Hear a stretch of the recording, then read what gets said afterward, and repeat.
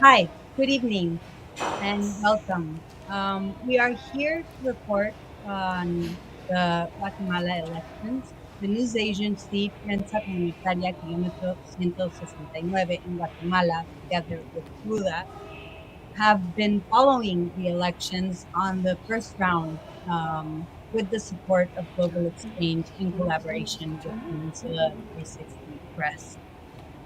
Today, I am joined with Camilo Perez Bustillo, who is the executive director of the National Lawyers Guild, and we are here to talk directly with Guatemala, with our colleagues in Guatemala, Ingrid Sanchez, and other collaborators from Prensa Comunitaria about the preliminary results of this election today. It was a hotly contested presidential election dominated by concerns over corruption, the exclusion of leading candidates, and the cost of living and transport, as well as the exclusion and marginalization of indigenous communities. And so we're here with Camilo. I don't know if he's there. Hi, yes, it's a pleasure to join you. Un gusto acompañarnos. Gracias. Thank you. Hi, Camilo, and our colleagues in Guatemala. And our first question would be, what happened today in Guatemala? We really want to start with the conversation. Um, Ingrid. Okay. Well, hello, my name is Megan Thomas. I'm a political analyst and I've lived in Guatemala all of my life. And I'm currently a member of Grupo Foco. We are doing research on social organizations, and in this case, research on members of social movements and organizations that are participating in the elections. So that's kind of the standpoint I'm coming from. Sí, dale. Bueno, en mi caso, pues mi nombre es Ingrid Sánchez, soy periodista de México, formo parte de esta misión de observación electoral que se ha conformado por diversas organizaciones y medios de comunicación para acompañar el proceso electoral aquí en Guatemala. Y el compañero. Sí, mucho gusto. Soy Francisco Simón, formo parte del equipo de edición de Prensa Comunitaria, un medio comunitario independiente y digital en Guatemala.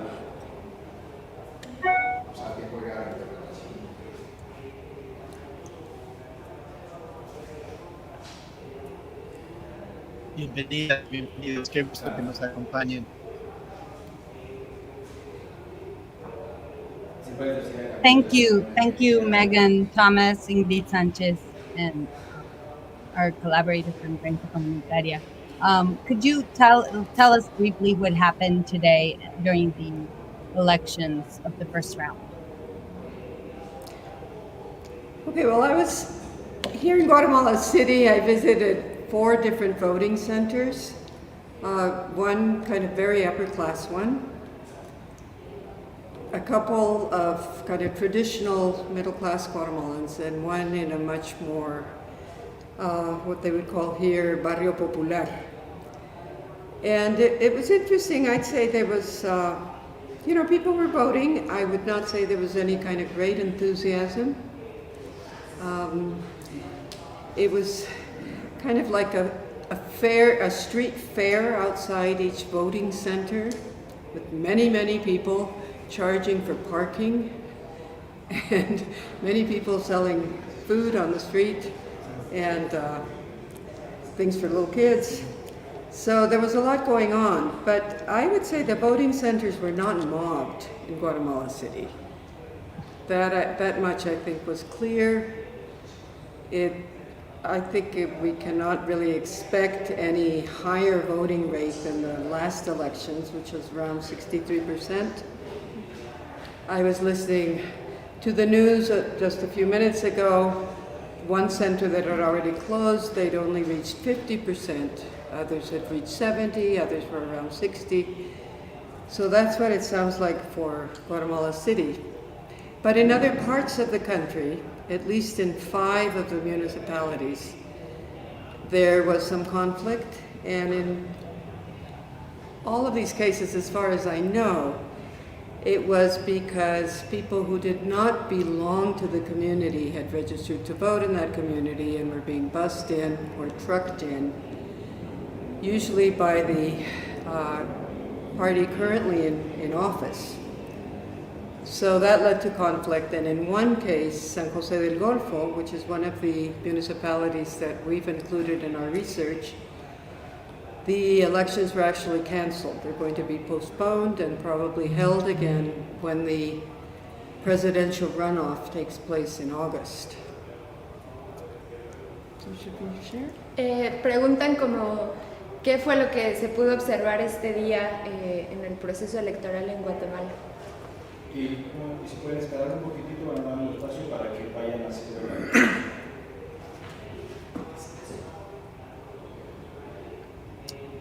Lo que acabamos de escuchar de Megan Thomas es la experiencia de observación en 4 sitios de votación, uno en un sector más de clase alta, digamos, de mayores recursos económicos, 2 en sectores más de clase media, y un sitio de votación en un barrio popular.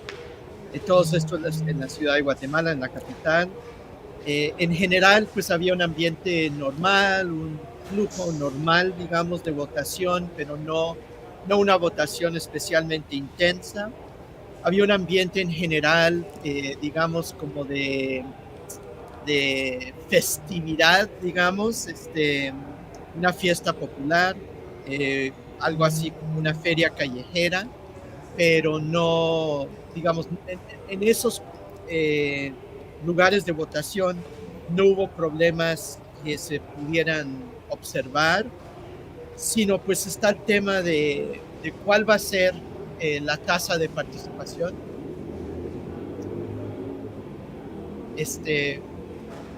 Y se estima que va a ser entre 50 y 70%,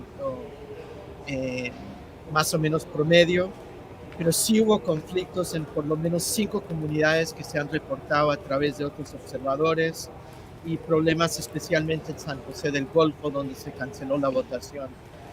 Parece que la traducción va a ser principalmente de español al inglés, entonces ahora volvemos.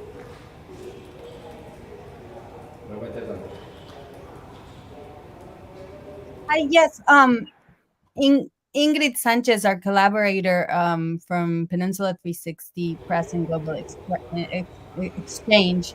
I would like to, if we could have a general idea of who was running in the elections, just very general, and what are the preliminary results,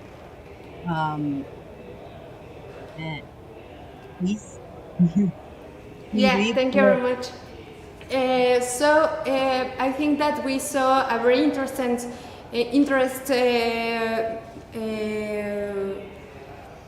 situation in the country, because, for example, in the these are general elections, no?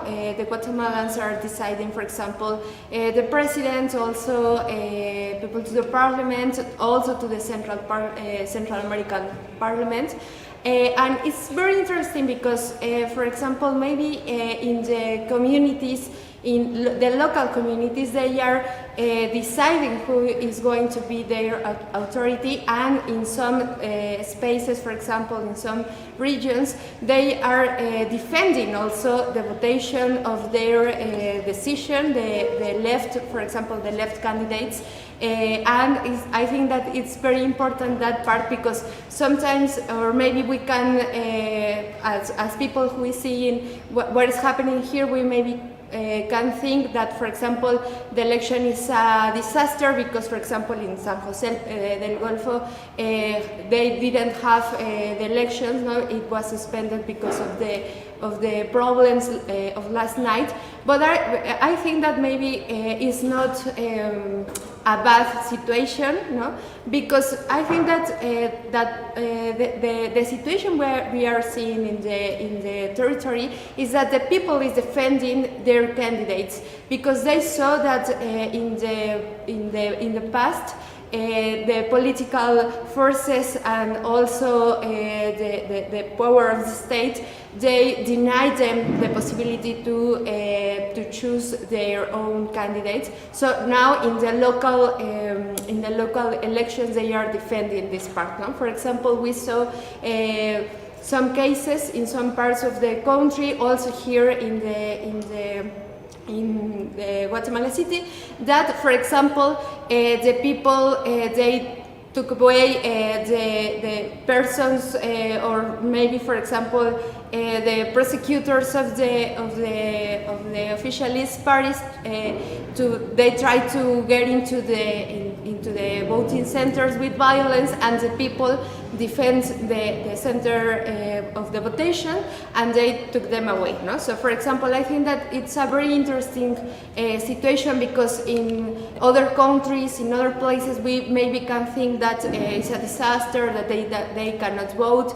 But for example, in San Jose del Golfo, some colleagues and comrades, they explained that they felt like it was a triumph, no? Because they didn't allow that the officialism impose the vote buying, no? And that kind of problem. So I think that it's a very interesting phenomenon in that way.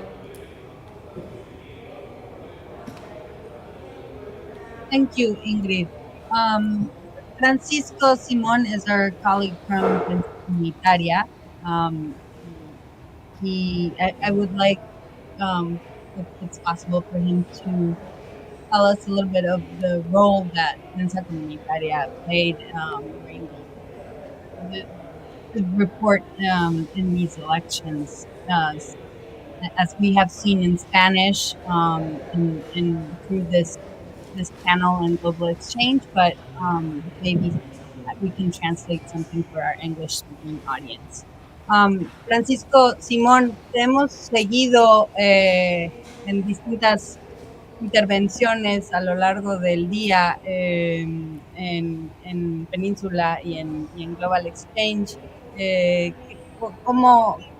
nos podrías decir de los reportes que tiene Prensa Comunitaria en esta primera jornada electoral para nuestra audiencia en inglés? Iremos traduciendo poco a poco. Gracias.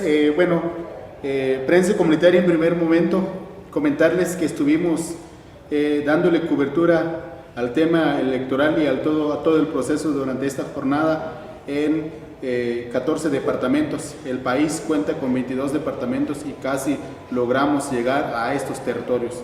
Y estamos hablando de 340 municipios y nosotros logramos cubrir 125 puntos del país. Es un trabajo muy intenso, más orgánico, y nosotros desde nuestra posición como medio independiente, digital y comunitario, nuestro papel como principal es apostar siempre al trabajo de periodistas comunitarios, y creo que es una experiencia más para nosotros porque es la primera vez que hacemos una cobertura tan intensa, más orgánica, a pesar de la difícil situación que enfrenta el periodismo comunitario y el periodismo general en el país. Francisco Simon tells us that Prensa Comunitaria covered over 14 departments. There are 22 departments or municipalities in Guatemala, and there are actually not municipalities. That's not department, and there are 340 municipalities, which Prensa Comunitaria was able to cover 125 different points throughout the country, which was an extreme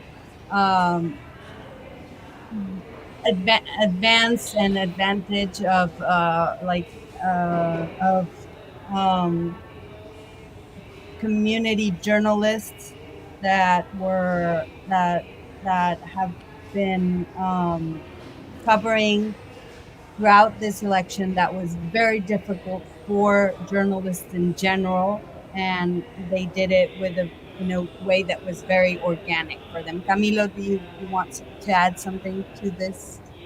I think the main thing is the emphasis is on this priority that's given to community-based voices and community-based media, and that even though there are many challenges that media confronts and obstacles, that they were able to establish a very broad net of observation, almost a representative sample, let's say, of the departments and the municipalities that are involved. Correct. So what is next after today? What is next for these elections? What is next for these community for journalists in general in Guatemala, and what is and how will Prensa Comunitaria be covering the second round? I don't know. There were many questions there, but maybe what's next? Megan could Thomas, you could tell us what's expected to happen after today.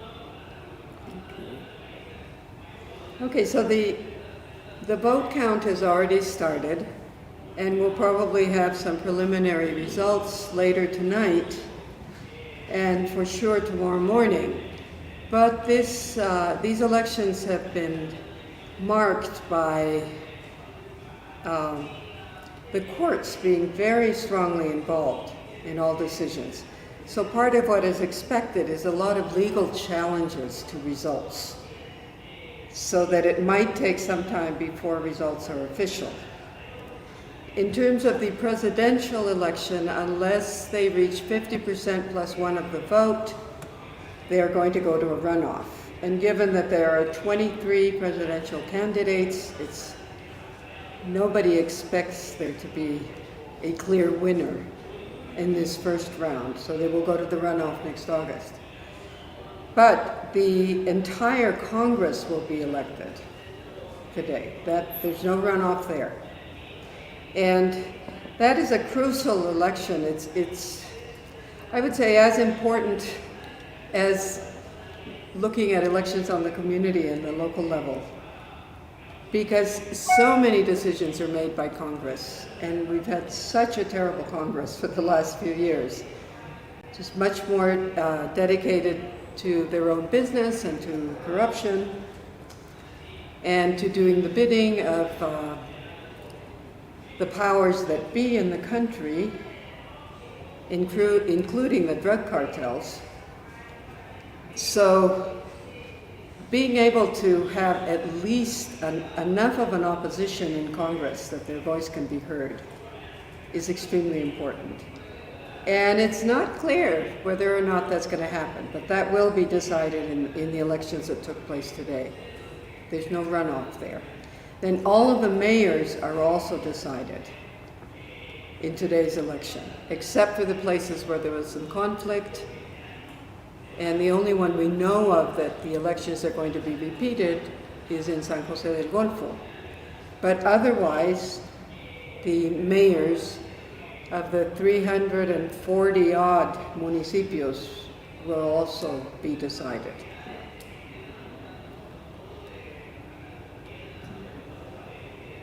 Camilo, would you like to?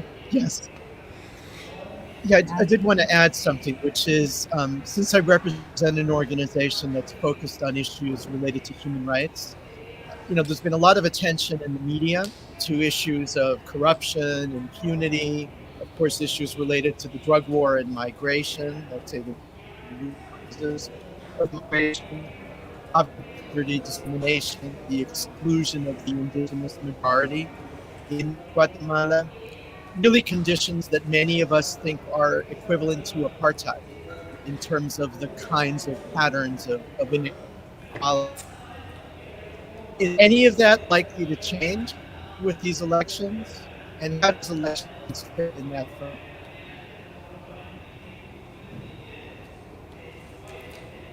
Can you go? Well, I think that it's an interesting question, and I think it's highly doubtful, given that nobody really expects the overall situation to change with these elections. The whole situation has been set up in such a way that it's really highly, highly unlikely that there can be any significant change at the presidential level and also in Congress. And in terms of the mayoral elections, the current government, the president, invested unknown amounts of funding in winning over mayors currently in office and getting them to run for his party, to change parties and run for his party. So what they're betting on is a lot of continuity at the local level. So I think that the largest challenge is that the energy that these elections may have generated at more grassroots levels and at the local level and among more democratic, progressive sectors throughout the country, that energy can keep going and really push for change in the electoral law and for greater accountability in whatever government wins. But it's really very hard to see any significant change coming out of these elections.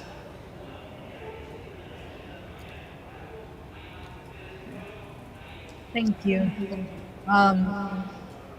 Ingrid Sanchez, I don't know if you want to add something to this question about what's next and what is next for these specific groups that we're talking about and what you saw on the field. Sorry. No, don't worry.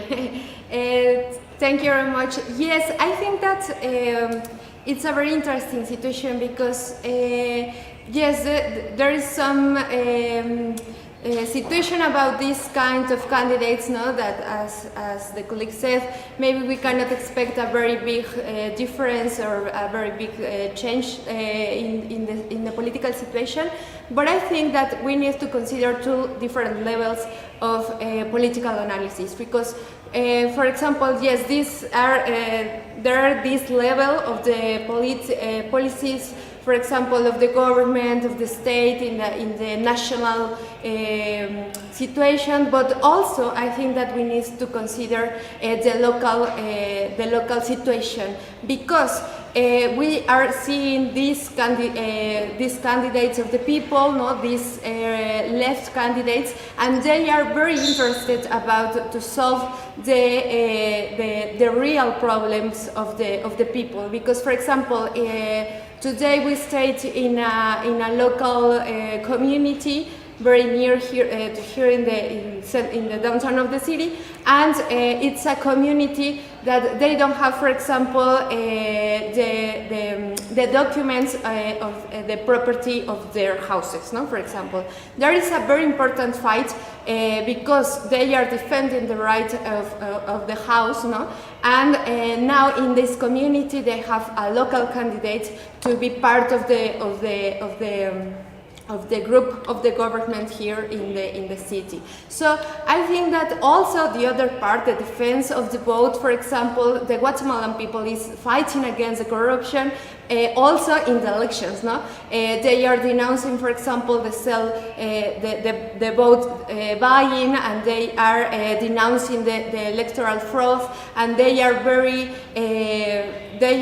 very interested about to make this following of the elections. And I think that it's very important because in another electoral process, for example, I mean in Mexico, for example, we saw this situation, no? That the people is defending the vote, is defending their own democracy, that maybe it's not the same democracy that, for example, in the national camp they see, but the people is defending it, and they say we need to guarantee that our candidates they are going to be in the government. Maybe in this moment is in some regions of the country, but they are having this experience about to defend the vote, to defend also their problems and the solutions for their own problems. No, so I think that it's very, very interesting situation, and also when we have second rounds in the elections in all Latin America and maybe all over the world, we always see that it's a discussion in the middle of the right forces, political forces, because they need to decide what are they going to do, for example, in a second round that maybe could have only right candidates. No? So I think that this is also a very interesting discussion that they are going to have, and we need to analyze that. What do they decide, no? And what do they think that it's important to do from now to August, when the second round is going to take place? I think that. Thank you, Ingrid. Camilo, do you want to add something? Yeah, I don't know if Francisco wants to come, si quisiera comentar, Yeah. Francisco, ¿no? Sobre este tema. Francisco, estamos hablando sobre que hay dos niveles de, digamos, de análisis político. Uno, que hay una decepción ante quizás cómo se mueve la política en general a un nivel federal, pero que puede llegar a ser distinta a nivel comunitario, en lo local, en regiones fuera, digamos, de la capital, del nivel de las autoridades del Estado federal. Camilo. Sí, no, es que iba quizá a añadir una dimensión que es, digamos, podríamos decir que las elecciones a lo mejor no van a transformar las condiciones fundamentales de vulneración generalizada de los derechos humanos, que es algo que prevalece especialmente en los pueblos indígenas y originarios y en los sectores más pobres, y que motiva la migración, por ejemplo. Pero sabemos que las elecciones también nos cuentan una historia, ¿no? O sea, nos revelan un escenario que quizá no se ve en otro contexto, ¿no? Entonces, nomás, ¿cómo ven ustedes desde la perspectiva de la prensa comunitaria esa complejidad? A lo mejor no va a haber una transformación, a lo mejor se van a reafirmar los poderes fácticos actuales, pero a la misma vez se van a exhibir las grietas de la sociedad. Creo que tocaron un tema muy interesante, que es la dimensión desde lo rural y lo urbano en Guatemala. Recordemos que Guatemala es casi el único país centroamericano donde hay mayor presencia de pueblos indígenas. Y creo que ese factor, y hablar de ese término, pues implica muchas cosas.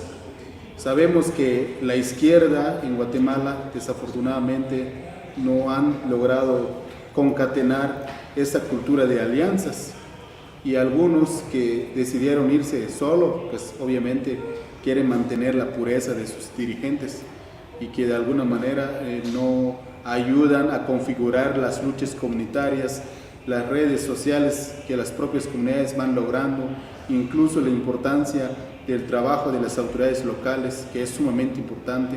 Y por supuesto, si hablamos de pueblos indígenas, también estamos hablando de otros sectores, como la población de la diversidad sexual, la población de migrantes, la población de mujeres, y son como sectores invisibilizados que de alguna manera han posicionado sus voces en diversas dinámicas políticas.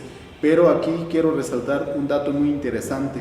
Si bien la izquierda, o si bien las autoridades comunitarias, si bien la población indígena no han logrado sus luchas de forma unida por un binomio presidencial o por apostar de llegar al Estado, pero creo que estas elecciones de 2023 tienen una característica particular, a pesar de lo difícil que es hacer que esa categoría de democracia sea funcional y positiva en el país. Es difícil bastante en grandes rasgos, pero ¿A qué voy con esto? Por la experiencia que nosotros tenemos en prensa comunitaria durante este proceso electoral que ha sido largo, es que hemos identificado candidaturas disruptivas, que si bien van con partidos de la izquierda o si bien van con partidos de la derecha, pero la gente ha entendido que para llegar al poder hay que caminar desde abajo. ¿Qué significa eso? Lograr el poder municipal. Y esta vez nos sorprende la valentía de autoridades comunitarias, de mujeres, y principalmente migrantes, porque, por ejemplo, hay un paisano mío de Huehuetenango que es Maya Canjobal, que se llama Aldo Huaycán, que es un empresario, es un periodista, es un comunitario y por supuesto migrante que ha trabajado en Los Ángeles, California de Estados Unidos, y que ahorita busca la diputación por el departamento de Huehuetenango, y son como ejemplos claros de cómo la población comunitaria va logrando espacios. Por ejemplo, vamos al occidente del país, vamos a la región del Caribe, en el Estor, pues vemos cómo la resistencia contra la minería logran ver como el proceso político, el proceso electoral como un espacio también de lucha. Pues te ayudo para la traducción porque tienes... So Francisco Simon has talked about the difference between rural and urban democracy in the country, in a Central American country where the presence of indigenous communities is very important, and where it is a country where the left has not been able to collaborate and bring forward the configuration of the state. Can you hear me? This changed. Yes, Camilo, are you? Yes. Can you hear me? Okay, thank you. I thought we lost him.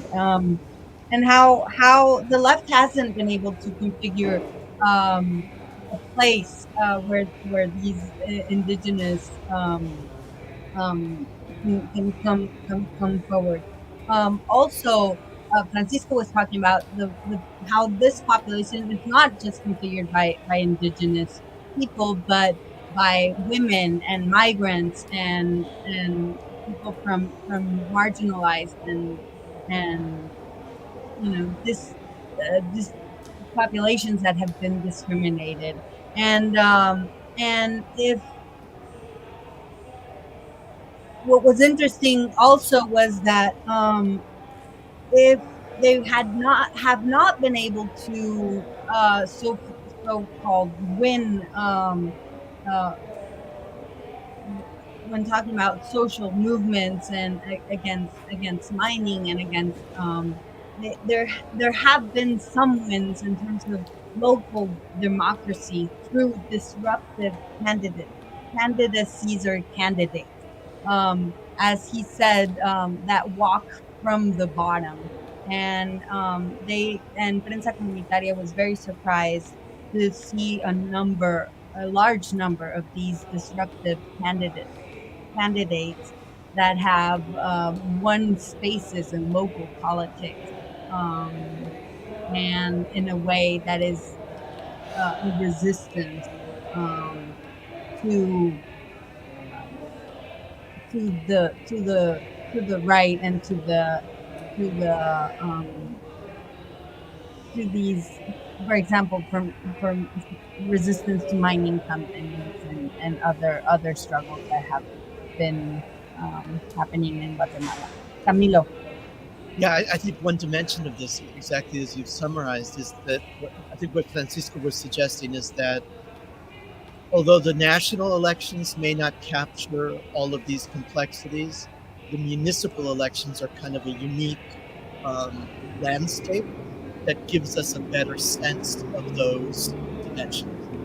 And that municipal power is becoming a really important force.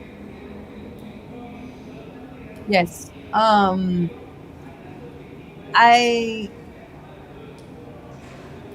think we, I think Ingrid wanted to say something before we close.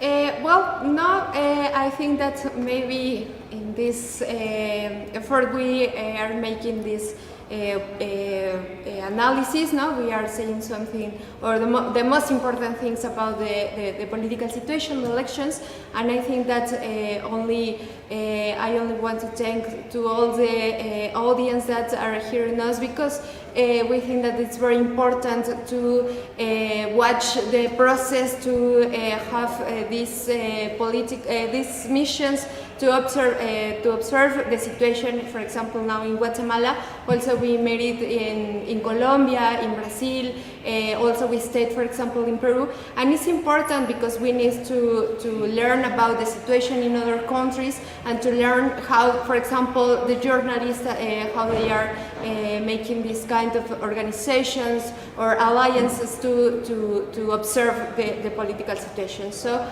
I only want to thank you, and we are going to continue this electoral mission. Camilo? Or Meg, do you have, Camilo?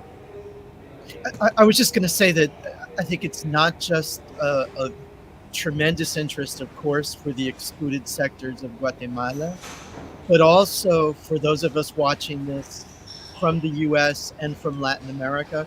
Whatever happens in Guatemala will have regional impact and will be looked at as reflecting regional trends. So, and that includes the way in which the so-called democracy in Guatemala has been gradually dismantled. Many of the achievements of the peace agreements and the Truth Commission. I was on a webinar with Cardinal Ramazzini just a few days ago about the root causes of migration. He was one of the main speakers. And what he emphasized, he used very, very strong terms, saying that he felt really that Guatemala on the eve of the elections is in fact a failed state where there's a corruption that is dominant in the ruling class that will be reproduced in the elections. And so that, I think, gives us a sense of how important what is happening in Guatemala is, not just for Guatemala, and of course, first of all, for the people of Guatemala, but for all of us. Yes, definitely. Megan, Thomas, I don't know if you want to say something to close. We have just few more minutes. We have another transmission. Just closing maybe just 1 minute. Tenemos un minuto nada más porque tenemos una transmisión. Okay, I would just like to kind of reiterate that I agree that there is a lot of energy at the grassroots level, and that people are very invested in the elections because their needs are great. And they need local government to respond to those needs. They need a road to get to their houses. They need running water. They need decent schools for their kids. So they're very strongly invested at the local level. But given the overall system, the national level impacts on the local level in a very strong way, and we can't ignore that. There is no local level that can just turn its back on the national level and resolve its own issues. So that's part of what's at stake. And again, I think the most positive outcome here is that people who have been mobilized around the elections and around whatever hope they've been able to muster can maintain that energy and that hope and continue in the struggle, because there's just so many things that now have to be torn down in Guatemala's democracy before there can be any real change. And that requires that people kind of stay true to the struggle, keep going. Don't just go home and back to their personal lives after the elections are over. Thank you, Megan. Francisco, tenemos solo medio minuto. si quisieras decir algo que te podamos traducir para nuestra audiencia. Sí, creo que la palabra clave aquí, pues a pesar de lo difícil que es vivir en una dictadura como Guatemala, donde las cortes están cooptadas, la palabra clave es esperanza y creo que desde los territorios pueden haber esperanza porque hay candidatos alternativos de comunidades que han acompañado luchas y que podrían dar una sorpresa por las alcaldías municipales. Gracias. Camilo, do you want to translate or should I? Yeah, I would just say that this is like a note of hope that we can close on, that there is this complex dialectic between the national and the local, and that there are signs of hope at the local to break what Francisco just described as a state of dictatorship in Guatemala currently in the hands of the corrupt system that dominates, and that's what's at stake. So we're just taking the first step towards understanding that through this electoral process. Thank you. Thank you. Thank you, Ingrid. Thank you, Megan. Gracias, Francisco. Thank you, Camilo. Thank you to Prensa Comunitaria and Ruda for their work. Please follow us in our social media and Global Exchange and Peninsula 360 Press, and we'll keep covering these elections and having conversations like this one. Thank you so much for watching, and see you soon. Gracias. Thank you.